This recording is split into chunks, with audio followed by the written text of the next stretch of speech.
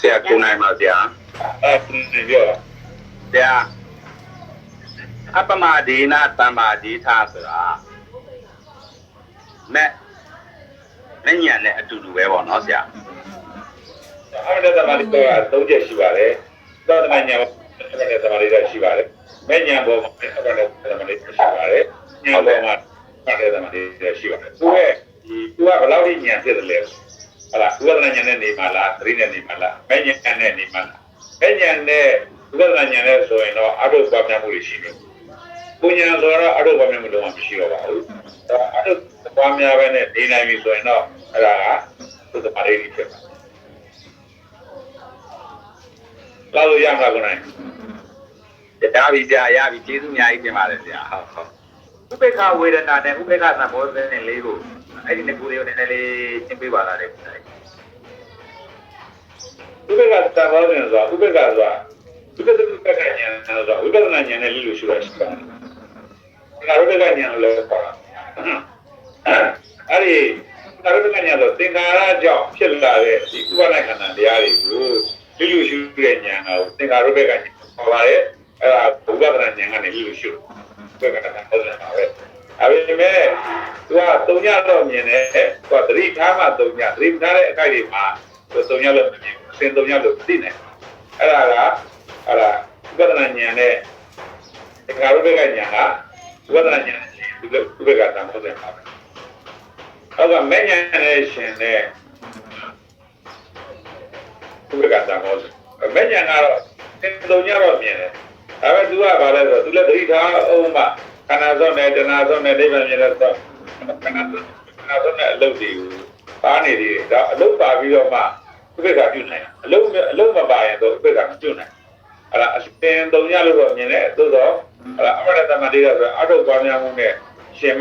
ပြီးတော့ဥပ္ပကပြုနိုင်တာအဲ့ဒါလည်းပဲမဲ့နဲ့ရှင်တဲ့ဥပ္ပကသံဘောဖြစ်ပါကိုယ်နဲ့ရှင်တဲ့ဥပ္ပကသံဘောစဉ်ဆိုတာကတော့ဟလာကိုယ်စိတ်နဲ့ရှင်တဲ့အတွက်အဲ့ဒီကိုယ်စိတ်ကအလုတ်ငြိမ်းပြီးတော့မှဥပ္ပကပြုလို့ဖြစ်ပါတယ်ဟလာအစဉ်မရှိဘူးလို့လည်းသိတယ်မကိလေသာကိုမြင်ရတယ်ပေါ့ကိလေသာမြင်ရရင်အစဉ်တည်းလို့သိတယ်အဲ့ကိလေသာကိုရာပြီးတော့ဆွတ်တဲ့အလုပ်ရှိတော့ပါဘူးအဲဆိုတော့အစဉ်မရှိဘူးဆိုတဲ့ပုံမှာလုံးဝတန်တရားဟလားယူရဲတန်တရားရဲ့လုံးဝအကြံတော့တာဖြစ်တဲ့အတွက်ကိလေသာကိုမဆွတ်မဲနဲ့ဆွတ်နဲ့ပဲတဲ့အလုပ်တွေမလုပ်ဘဲနဲ့ဥပ္ပကပြုနိုင်ပါတယ်အဲဒီအဝိဇ္ဇာဒီဟလား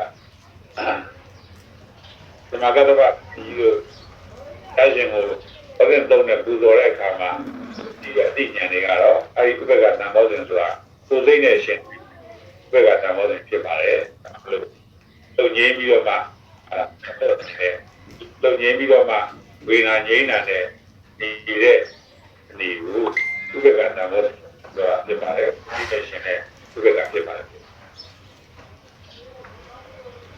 လောက်လို့ရမှာဗျာဆိုလိုချင်တဲ့ကတကယ်ဒီဥပေက္ခသံဘောဇဉ်နဲ့ပုံညာနဲ့ရတော့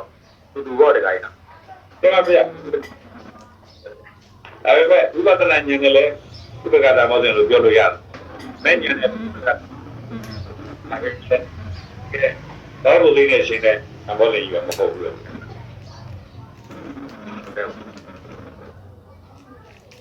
နောက်ပြီးတော့တကယ်ဒီပညာဆိုတော့ဒီပညာတော့တရားဉာဏ်တာပဲဆိုပါလို့ကတဉာဏ်ရပြီးသားဒီပညာဆိုဝိမု ക്തി ပညာဆိုတော့ကတဉာဏ်ရပြီးသားပုဂ္ဂိုလ်တယောက်မှဥပေက္ခဝေဒနာစိတ်သေးတယ်လားတကယ်သိဘူးလားဒါဘယ်ဝေဒနာမဆိုတော့ပြုံးပါပဲအဲ့ဒါလို့သူကလည်းဖြစ်ပါပဲဒုက္ခလည်းဖြစ်ပါ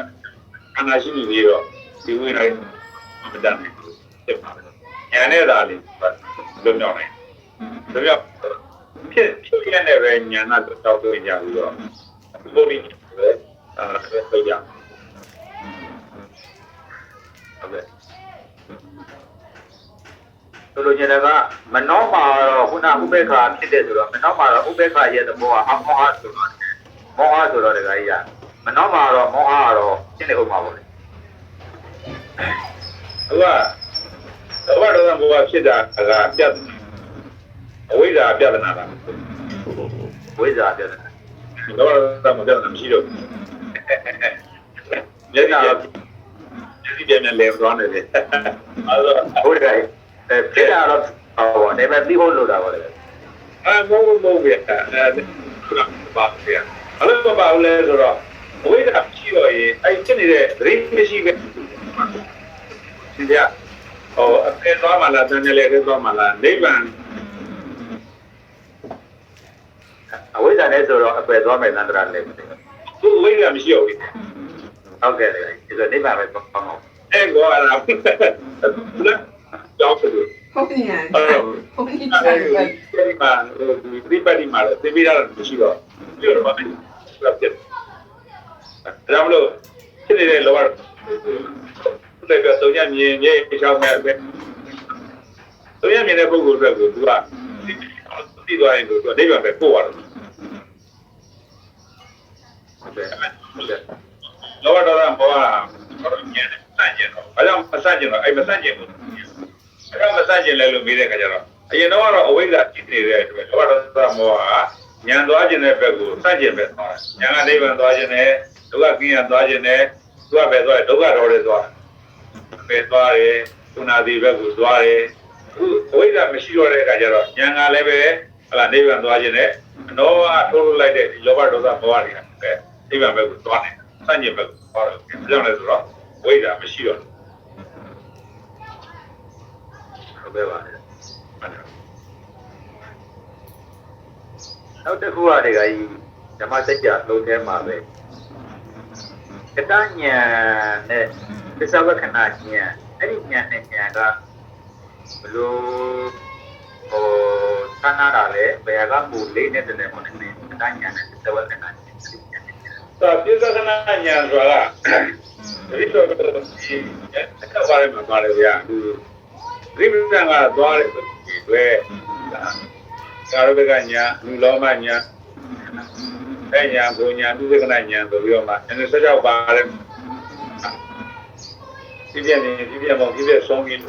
အခုရပြီးတဲ့အခိုက်အတန့်တွေပါဒီမက်ဖို့ဆိုပြီးတော့သိရတဲ့ဥစ္စာတွေကိုပိဿကနာညာလို့အဲ့တော့သတ္တပတိမဲ့နာဂမိမဲ့နာဂမိမဲ့အဲ့ဒါကအဲ့ဒီမှာရှိတဲ့ဒီကနေ့ခုနကတူတူသတ္တပတိမဲ့ဆိုလို့ရှိရင်သူသင်ញနိုင်တာကဆုံးပြတယ်သင်ញနိုင်နာဂမိမဲ့နာဂမိမဲ့ဆိုရင်ကျမ်းစာပေါ့အနုစာပေါ့အဲ့ဒီကိုမှာဒါပေမဲ့ဓာတ်ကိုညံကြတော့ဓာတ်နဲ့ဒီလားအပြင်နေသွားပြီးသတ်သတ်ရအောင်ငြိမ်းသွားပြီးဟလားဒီလားပြီးငြိမ်းသွားပြီးဒါဒီကနေ့ညငါသိတယ်လို့ရှိတယ်။၆မျိုးထဲမှာသိကပါလေ။ဒါမှနေကသာနာဘုံသမာဓိမက်သမာဓိသုသမာဓိဘယ်တော့ကသိကနာသမာဓိကိုဖြစ်တယ်။ဒါပြည့်စုံတဲ့သမာဓိရတော့ဒီလိုဒီပဲဘုဒ္ဓလမ်းကသွားကြမဲ့သရတမဒေဒီယာအကြီးကျယ်ဆုံးကိုသိတဲ့အသိဉာဏ်က ပေါင်းတာနဲ့လာတာ ဘယ်သိဉာဏ်သိတာလဲကိုသိဉာဏ်လားသာသနာ့ရဲ့အသိဉာဏ်လားနာမောဒလားအိဗန်ချတော့ခါအဲ့ဒါတွေကိုလာပြလို့တယ်မှာဒီလိုသိသိပြီးတော့သိသိစင်ကြင်ပြီးတော့မှနိုင်တယ်သမာဓိကိုသိစကနာသမာဓိကိုကြိုးရဘကမေးလိုက်တယ်ဟလာဆရာဒီတော့ကျွန်တော်တို့ဥပ္ပတိသက်ကဘယ်ချိန်မှလဲလို့ဝိဒဘယ်ချိန်တော့ဒီနိုင်မလဲလို့ညံပြတဲ့အခါကျတော့ဘုရားဟလာရှိမှပွားများနေရတယ်ကျွန်တော်တို့ကပွားများလို့ပဲလုပ်နေရသေးတယ်ဟာတို့ကအရင်ကတော့နေနိုင်ပါပြီဆိုရင်ပွားများရဆိုင်တဲ့တဲ့ဘယ်နဲ့ဟလာဒီဝိဒပါရဆိုင်သွားပြီတော့အလုံးလုံးနေရသေးတယ်ဆိုရင်တော့သူကဝိဇ္ဇာနဲ့အဝိဇ္ဇာကိုရသွားလို့ဘာမှမပဲနဲ့အဲဒီနေနိုင်မှုဆိုတော့နောက်မှုတွေလဲပြီးဆိုကိုယ်အညာနေတဲ့ကိုအရိဒီကအကတုကနေနဲ့အခုပိုင်းနေတဲ့ကိုလိုရတယ်ကြည့်ချက်ပါတယ်အဲပိဿာပါလို့ဆိုတော့သိစကနာသမารိဖြစ်သောတာပတိမဲ့တွေသူရမှာရာဂာမိမဲ့ဖို့အတွက်သိစကနာသမ နာဂမီမဖို့အတွက်စိစိကနာသမိုင်းသူရှိပါတယ်ပြီးတော့သင်ခြင်းသုံးတယ်အဲ့ဒါဆိုတော့သံဃာရတဲ့ဘောမာနိသင်ခြင်းသုံးတယ်စိစိကနာသမိုင်းတော့တရားဝိမု တိကတော့အဓိကဘယ်ဟာသွားလဲဆိုတော့ဟလာဒီဘုရားဘောမာတွေကျွန်တော်ကအောက်ကရဟန္တာဒီဒါရဲ့သင်တဲ့ဘောမာသန္တရာသင်ရတဲ့ဘောမာဒုက္ခတဲ့ဘောမာမနမလာသူပဲညင်ရလာပြန်အရသူရမလာခဏရလာအောက်သူပဲညနေနဲ့ရဲရင်ဆိုတာဒါနဲ့တပ်ပတ်တော့ရဲရင်ဆိုတာဒီအယက်ပြီးအပေလူပြီးဒီရတဲ့နာလာပြီးကြော်နိုင်တဲ့ဟလာဒါရိသပတ်ရဲရင်တဲ့ဘုရားသာဝတိပညာသာနာအတွက်ဒီကသတ္တမမြောက်သမာဓိကိုပြန်ပြီးဒီဟလာတော့သမာဓိကိုပါဒီရသူပဲအဲ့တဲ့တော့ဒီလွတ်မြောက်တဲ့ချမ်းသာဟလာနာရချမ်းသာသူကဒီချမ်းသာတော့တို့ဆုံးတော့ဒီပြီးတော့မှပဲချမ်းသာပဲချမ်းသာပညာနေတဲ့မာမစီစစ်ပြီးတော့မှပြီးတော့ပြီးမှရဲရင်သွားရက်ပြီးရဲရင်သွားဝင်ပြီးရဲနားနိုင်ပြီးတော့နိုင်ကြရတာဒီဝေကနာမတိဒီလိုတာမပေါ်တယ်ဒီလိုတာအဲ့ဒါနဲ့နိုင်လို့ဒီမှာလေး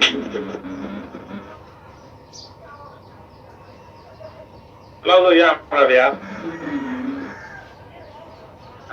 ရပါတယ်တခါကြီးခုနကတော့ရှင်းပါတယ်တခါကြီးအဲ့ဒီဆိုလိုချင်တာကတော့သူသိချင်တာကတော့ဘုကတညာဆိုတာတော့သူတို့ရဲ့ဒီဝတိတရားမှာတော့ပုံစံဖြစ်နေတာပေါ့ဒါပေမဲ့ပစ္စဝခဏညာဆိုတာတော့ကတညာနဲ့ဘယ်လိုမှာလဲဘယ်လိုလေးနေတာလဲဆိုတာလည်းသူသိချင်တာပေါ့ဒီမှာဗျာအဲ့ဒါညာဒီမေးလေးမေးလိုက်က တညာဆိုအလုပ်ပြီးဆုံးသွားတဲ့ညာပဲလို့ဟုတ်တယ်မလားသစ္စာပေသာကိစ္စပြီးဆုံးသွားပြီဒုက္ခသစ္စာပေသာကိစ္စမဉ္ဇာကိစ္စပြီးဆုံးသွားပြီနိဗ္ဗာန်ကိုမြတ်ပြုတာကိစ္စပြီးဆုံးသွားပြီမဂ္ဂင်၈ပါးပေါ်တဲ့ကိစ္စပြီးဆုံးသွားပြီလို့သိတဲ့ညာဒီကတညာပဲဖြစ်ပါလေအဲကြောင့်လို့အဲ့လုံငြိမ်းပြီးအဓိကတော့လုံငြိမ်းပြီးနေတယ်ဆိုတာပွားစရာကိစ္စကုန်သုံးပြီးနေတယ်အဲ့ဒီဥစ္စာကိုလုံကုန်သုံးပြီးတော့ဒုက္ခငြိမ်းတာနဲ့နေနိုင်လို့ဆိုရင်ဒါကတညာပေါ်မှာလည်းပြည့်စုံနေတာသိပြီလို့ပြောပါတယ်။ဒါမှမဟုတ်အဲ့ဒါဆုံးဖြတ်နိုင်မှာပဲကတညာကိုရတယ်။အဲ့လိုလုံငြိမ်းတာတော့မေးပေါ့နော်။ဟုတ်တယ်။အဲကြောင့်လုံဒါလည်းသစ္စာလေးပါးလည်းပြည့်အောင်လုပ်ရတာမဟုတ်ဘူး။သူကသူရှိနေတာ။သူကသူရှိတဲ့အတိုင်းနေနိုင်သွားပြီဆိုရင်ဒါချမ်းသာပြီကြောက်။ဆိုလိုချင်တာကဒီညာသို့ညာကိုပြန်ပြီးတော့ဆင်ခြင်တဲ့ညာပေါ့နော်ဒီမှာဘယ်ပါလဲဒီဘက်မှာသူကဟောပေါ့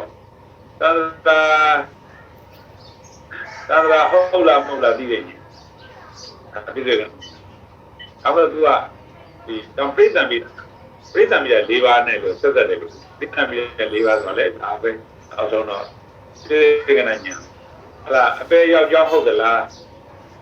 အပေကြတာဟုတ်သလားအပေလွတ်ကြောင်းဟုတ်သလားအပေလွတ်တာဟုတ်သလားဟလာအပေလွတ်ကြောင်းအသိဉာဏ်ဟုတ်သလားအပေလွတ်ကြောင်းအသိဉာဏ်ကိုပြည့်ပြီးတော့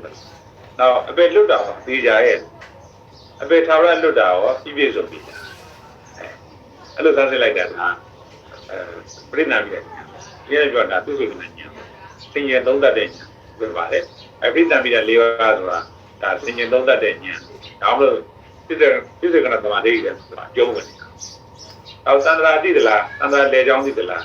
သန္တရာယတ္တာသိသလားသန္တရာယက်ကြောင်းသိသလားအဲ့ဒါသန္တရာယက်ကြောင်းအသိရဟောပြည့်လို့သန္တရာယက်ခွင့်ကဟောခဏရက်တယ်လားဘာဝရက်ခွင့်ရလားဒါပြည့်စုံတဲ့သမာဓိကိုအလုပ်ဒါပြလို့ရှိရင်သန္တရာယတ္တာသိတာဘယ်လိုမဲ့လဲသောတပတ္တိမဲ့လားဗရာဂိမဲ့လားအနာဂိမဲ့လားသန္တရာကိုသိတာကသန္တရာကိုသိရမယ်ဟုတ်လားသစ္စာ၄ပါးသန္တရာသိတာဒုက္ခသစ္စာသန္တရာလေကြောင်းသိတာဒုက္ခသစ္စာသန္တရာယတ္တာသိတာညောရသစ္စာရကြောင်းသိကိုသိတာငကသစ္စာအဲ့လိုဆိုရင်အဓိကတပည့်တော်ဆန်းစေရမှာကဟုတ်လားသန္တရာမသိဘဲနဲ့သန္တရာယတ္တာလည်းမသိဘူး တန္တရာဆိုတာသိတာမန္တလားဘာလို့ကပြောတာမျိုးပိသနာခန္ဓာနာပိသနာခန္ဓာနာတန္တရာအနုလောမိကခန္ဓာလူလည်းပြီးဥပနာခန္ဓာ၅ပါးကိုတန္တရာလို့သိမယ်ဆိုတော့သစ္စာနဲ့ပြောရဉာဏ်ရပြီးတော့ဒီမှာရနိုင်ပါလို့အဲ့တော့အခုကျတော့ပရိယတ်ရဘယ်လိုဖြစ်ဆိုတော့တကယ်ခန္ဓာကိုတန်တရားလုပ်တကယ်ခန္ဓာကိုတန်တရားလုပ်ထားတဲ့ခါကျတော့တကယ်ခန္ဓာကိုတန်တရားလုပ်တာမှန်လားမှားလားကိုစမ်းစစ်ရတကယ်ခန္ဓာတန်တရားလုပ်တာလို့ရှိရင်သာသာရတဲ့နိဗ္ဗာန်ကြီးအစဉ်ရှိတယ်ဆိုတော့လုံးဝမှားပါအောင်လို့တကယ်ယုံနာကိုတန်တရားလို့ခေါ်တာမဟုတ်ဘူးလို့စဉ်းစားနိုင်တဲ့ဟုတ်လားသင်ကျင်နိုင်တဲ့စမ်းစစ်နိုင်တဲ့အတွေးတွေဟုတ်လားသိစေကနာသမာဓိပြည့်စုံတဲ့သမာဓိတွေဘာကြောင့်ဖြစ်တာလဲဘာကြောင့်မဆန်းဆက်နိုင်မတွေးလို့သမာသင်္ကပ္ပမလုပ်ဘူးသူကတကယ်ခန္ဓာကြီးကိုတန်တရားလို့ထားမှဆိုတကယ်ခန္ဓာကြီးကမသိမရှင်းမရဘူးလေမသိမရှင်းရတဲ့အခါကျတော့ဟလာတန်တရားရဲ့နိဗ္ဗာန်ကြီးကအစဉ်ရှိရပါဆိုဘုရားစကားကြီးကမှားသွားဟုတ်တယ်မအဲ့လိုမှားသွားတဲ့အတွက်ကြောင့်တကယ်ခန္ဓာကြီးကိုတန်တရားလို့ခေါ်တာမဟုတ်ပါဘူးလို့သင်ကျင်နိုင်တဲ့သမာဓိပြည့်စုံတဲ့သမာဓိတွေပဲဖြစ်ပါလေအဲ့လိုစဉ်းစားအောင်လို့တကယ်ခန္ဓာကိုတန်တရားလို့ခေါ်တာမဟုတ်ဘူးသာပေမှာတော့ပါတယ်ပြင်သာနာခန္ဓာနဲ့တန်တာဆိုတော့ပြင်သာလို့လည်းမပါဘူးပြင်စုလို့လည်းမပါဘူးဆိုတော့တကယ်ခန္ဓာသူကတန်တာလို့ယူလိုက်တယ်ကွာလို့ပြောလိုက်တော့ဒီလိုမှသမာဓိနဲ့တင်ပြီးတော့စမ်းစစ်လိုက်တဲ့အခါကျတော့တကယ်ခန္ဓာကိုတန်တာလုပ်ထားရင်နိဗ္ဗာန်ပြောင်းတာနိဗ္ဗာန်အစဉ်ရှိရဆိုတဲ့စကားကြီးမှားတော့ရင်ငါဘုရားဘုန်းကြီးဖြစ်ဒီပြောတဲ့နိဗ္ဗာန်ကြီးအစဉ်ရှိပါတယ်ဆိုတဲ့စကားတော့မှားတော့ဖြစ်တဲ့အတွက်တကယ်ခန္ဓာတော့ဘုရားတန်တာဟောတာမဟုတ်တော့ဘူးဟုတ်နိုင်ဘူးဆိုတော့ကြောင်းကျိုးကိုစဉ်းစားနိုင်တယ်စမ်းစစ်နိုင်တယ်ဟလာဒီပြည့်စုံတဲ့သမာဓိတွေသင်ရင်တဲ့ဆက်စစ်တဲ့ဒီသမာဓိတွေမရှိဘူးဆိုရင်ဟလာသစ္စာကိုသိနိုင်တဲ့အသိဉာဏ်တော့ပေါ်လာတယ်။အောင်လို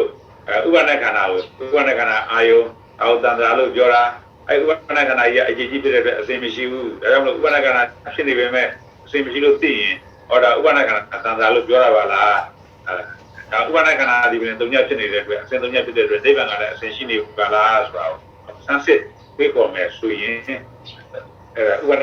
ာခန္ဓာကိုနိဗ္ဗာန်လို့ပြောတာဆိုတာဥပနာခန္ဓာအစဉ်မရှိအောင်နိဗ္ဗာန်လို့ပြောတာဆိုတာကျွန်တော်တို့စဉ်းစားဆင်ခြင်လို့ရလာနိုင်တာ။ဟောတောင်းလို့ဥပနာခန္ဓာဝေဘုရားတန်ត្រာလို့ဆိုလို့ရဲဆိုတာဥပ္ပစာလို့ရ။တရေဒီအစာပြရတော့ဒါဒီခန္ဓာ၅ပါးယူတန်ត្រာလို့ပြောတာပဲကွာ။သူကမပြင်းတော့ဘူးဆိုတော့ဒါမရနိုင်။ဒါကြောင့်မလို့သေသနာခန္ဓာနာတန်ត្រာအနုလောမိကခန္ဓာပြီးလာပြီသေသနာခန္ဓာနာဒီရောတာတကယ်ခန္ဓာကြီးကိုတကယ်ခန္ဓာကြီးကိုတန်ត្រာလည်းယူထားမယ်ဆိုရင်တကယ်ခန္ဓာကြီးမရှိတော့မှနိဗ္ဗာန်ပေါ်လာတကယ်ခန္ဓာကြီးရှိနေတဲ့မြတ်ကလပ်ပဲလို့နိဗ္ဗာန်ပေါ်တော့အဲဒါလို့ဥပနာခန္ဓာကိုအစဉ်မရှိလို့သိမယ်ဆိုရင်ဟလာဒုက္ခချုပ်တဲ့နိဗ္ဗာန်ကိုသမထတရားမှာမြင်ဖြင့်ပေါ်ပြီးမြင်နိုင်ပါလိမ့်မယ်တန်ត្រာရတဲ့နိဗ္ဗာန်ဥပနာခန္ဓာကိုအစဉ်သုံးချက်လို့မြင်မယ်ဆိုရင်တန်ត្រာရတဲ့နိဗ္ဗာန်ကိုသမထတရားမှာမြင်ဖြင့်ပေါ်ပြီးနိုင်ပါလိမ့်မယ်ဒီကပြောခဲ့တဲ့အတွက်ဒီဥပနာခန္ဓာကိုတန်ត្រာလို့ဆိုလို့ပါတယ်ဥပနာခန္ဓာအစဉ်မရှိရသိရင်တန်ត្រာရတယ်လို့ပြောပါတယ်ဆိုတဲ့အားရဟာဒီပေါ်မှာ PTV ဖြစ်ပေါ်လဲဆိုတော့သိစေကနာသမာဓိဒီပေါ်မှာ PTV တော့ဖြစ်ပေါ်ရတာဖြစ်ပါတယ်အကြောင်းဟုတ်လားမဟုတ်လားအကြောင်းပြည့်စုံလားမပြည့်စုံလားအကျိုးဟုတ်လားမဟုတ်လားအကျိုးပြည့်စုံလားမပြည့်စုံလားဆိုတာကိုစမ်းစစ်ခွင့်ရပါတယ်ဖြစ်ရပြီးတော့မှဒါတရားရှင်လျှောက်ခဲ့တဲ့လမ်းပဲဒီဥပနာခန္ဓာသိဖို့အတွက်တရားရှင်ဒီပင်လဲခက်ခဲဆုံးကျွန်တော်ခဏခဏပြောပါတယ်မိလိနာနဲ့ရှင်နာကလေးမှာတရားဖြစ်ကနေမှာခက်ခဲပင်မှာလောက်ကြတဲ့အလုပ်ရှိပါလားရှိပါတယ်ဘယ်တရားများခက်ခဲတယ်လဲဆိုတော့ဟလာဒီတကယ်ပြည့်တဲ့ဝိညာဉ်ဒါပြည့်ပြည့်ပြီးတဲ့အာယုံဝိညာဉ်ဘာလို့ဖျက်သိကြဖို့ခက်ခဲဆုံးပဲဘိုးရထဲမှာရှိတဲ့ဒီပတ်နဲ့ကပ်ပြီးတော့ဒါအစီအစဉ်မြစ်ကရေးဒါကင်းကမြစ်ကရေးလို့ဖျက်ပြလို့ရအောင်ရနိုင်မယ်ဟလာအဲ့ဒီခန္ဓာနှစုံကိုဖျက်သိနေဖို့ဟာတရားရှင်တိုင်းဒီပဲလေခက်ခဲပင်မှာဆိုလုပ်ခဲ့ဆိုင်လို့ကိုင်နဲ့ခိုင်တာအဲ့လိုကိုင်နေတာအဲ့ဒါကြောင့်မလို့ကျွန်တော်တို့ကပါလဲဆိုတော့အဲ့ဒီဖွဲ့ကြစိတ်ပြတဲ့အလုပ်ကလုပ်တဲ့အလုပ်စစ်စစ်တဲ့အလုပ်တွေကသမားဒီပြဿနာသမားတရားလုပ်အဓိကကိုသွားကိုလို့မရနိုင်ဘူးဆိုရင်တော့တပါးသူတပရိတာကိုမေးရမယ်မေးပြီးတော့အဲ့နှစ်ခုပေါ်မှာအဓိကတော့အတိုက်အတနာတော့မိမိကိုယ်သာကိုယ်ပဲတပရိတာပေးတာပဲရှိတယ်ကိုယ်တိုင်ဉာဏ်ကံကောင်းဆုံးဖြတ်ဖို့ကတော့မိမိတာဝန်ဖြစ်တယ်ဒီပေါ်မှာဆရာသမားမလို့လည်းတရားယူလို့မရဘူးနောက်ဆုံးဘုရားသူ့တော်မှမယုံကြည်ပါနဲ့လို့ပြောတယ်ဟလာကိုယ်တိုင်မလာဆုံးဖြတ်နိုင်တဲ့စွမ်းရင်ပေါ်မှာပဲမူတည်ပြီးတော့မှလွတ်မြောက်မှုခိုင်ခံ့မှုဆိုတာမိမိဉာဏ်ပေါ်မှာပဲရရှိမှာဖြစ်ပါတယ်။ကျွန်တော်တို့ကတော့အောက်ပံ့ပံ့ပိုးပေးတာပဲဖြစ်ပါတယ် ဟုတ်ကဲ့ပါဒါကြီးလို့ပြင်ပါတယ်